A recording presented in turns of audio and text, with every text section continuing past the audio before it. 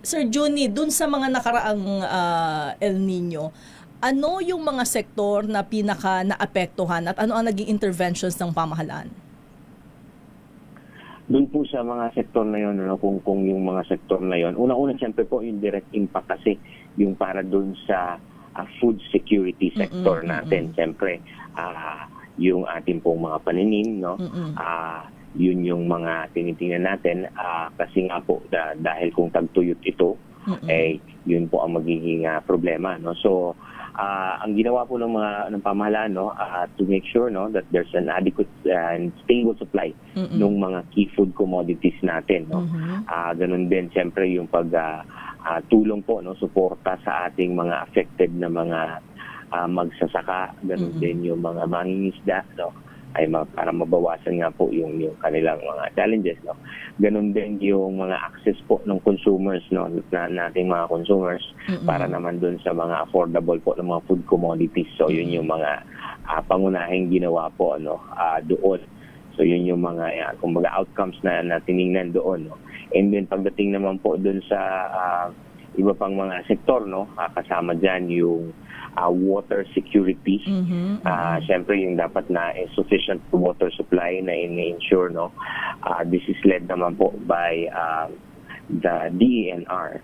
Tapos yung sektor din po, siyempre yung sa kalusugan, ito po ay pinamumunuan naman ng Department of Health.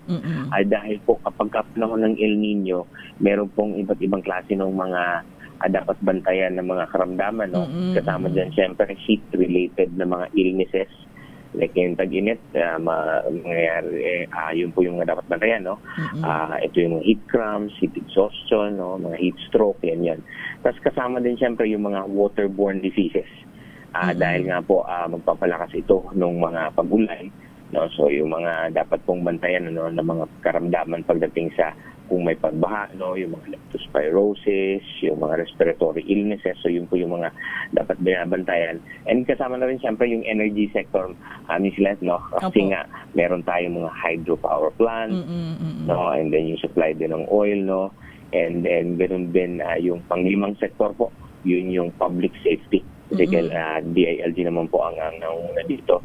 Kasi nga po kailangan na bantayan din siyempre, no, ito pong mga insidente at saka nung mga na may kinalaman po sa El Nino.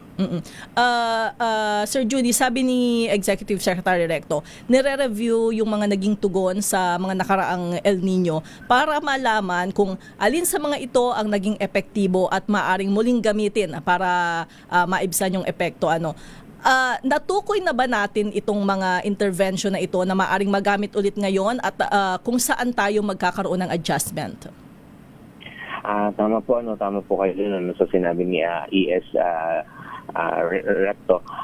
Nagbigay po ng briefing, no, o ng ulat ang aming Civil Defense Administrator, Yusek Harold Cabreros, sa mahal na Pangulo para nga po doon sa mga nangyari doon sa El Nino 2023 at saka 2024 at ganoon din po yung mga isinagawa po, no. Kung natukoy na po ito, no, marami na pong natukoy doon, no, like yung mga itong limang sektor ay kasama pa rin po. Water security, food security, energy security, health and public safety, no.